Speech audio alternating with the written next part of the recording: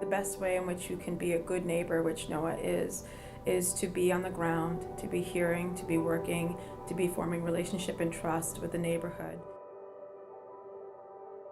People are seeing the houses next door to them that no one might have bought get fixed up. And they're going to fix up their own. They don't want to look like the shabby one on the street.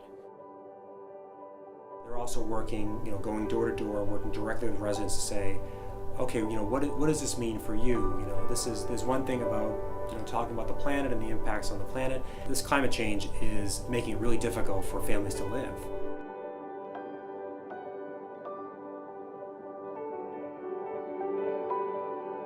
Can you tell me in your words what you think Noah's mission is? So from our students and from people that come to the office here, a lot of people come to us a lot of things, I need help on housing, I need help on gas, my heat is really expensive, I cannot pay, where can I get help? I mean, Noah is a bridge, right? And so the best way in which you can be a good neighbor, which Noah is to be on the ground, to be hearing, to be working, to be forming relationship and trust with the neighborhood, and then being able to take those issues and then saying, here are the solutions, local government, and this is how you can be a part of helping to create them. Living on top of Madonna Hill, I always thought I was safe from high-rise sea levels. And I would kid with the people from the other end, if there's a flood, come to my house and you'll be safe. Last September, I woke up to my wife screaming. There were torrential rains. Water was coming through our electrical box. My cellar was flooded. That morning, I learned that not only my house was flooded, but many of my neighbors' houses were flooded here in Orient Heights. If you look down the hill near Orient Heights Station, all those houses across from Orient Heights Station, all flooded. All those residents that live near the beach, their cellars got flooded. Noah sees climate work as a moral imperative at this point in time. We can't just come along and say to the city, this is what we want to do, here's our ticket, please build it.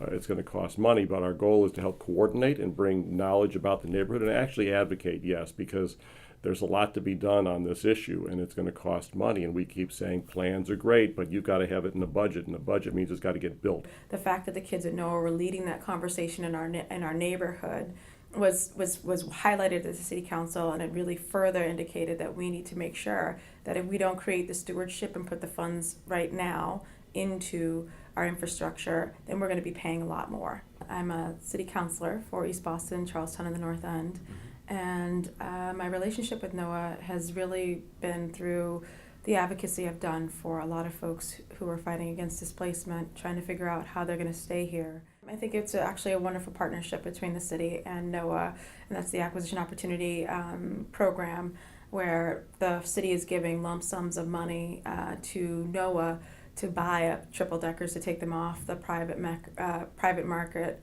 and to assure that they are always rented at affordable to mostly families. And it's really helping to stabilize buildings, but also just families' futures. What we've done, and coupled with the city, thank you, Mr. Mayor, is to say, here's a little bit of money. We've been in the market sort of buying properties, some reasonably good properties. And the goal here is to keep people in the neighborhood so their lives, their culture, their community, their workplace is stable. We actually want to do another 100 or 300 units. So whoever's out there wants to write us a check or participate with us as a loan program or an investment or equity, we certainly need their help to make that kind of thing happen so we can continue to have impact in the neighborhood.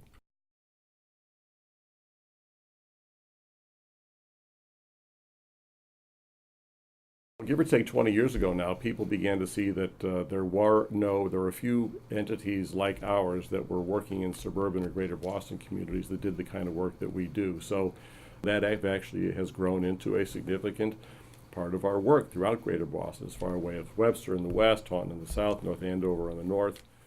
I mean, the biggest thing is now is the ESOL program, the English program, the citizenship and the computer classes. Mm-hmm. Why are ESOL programs and citizenship programs important?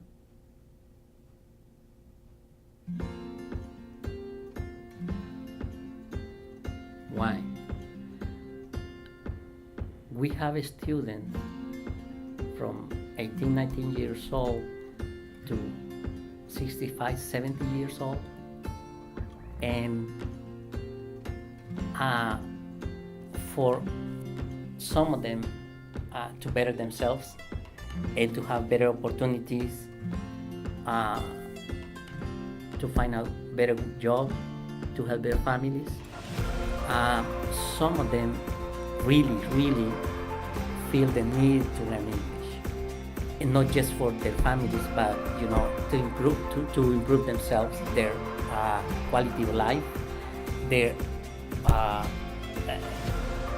there'll be more opportunities open to them anywhere if they learn English.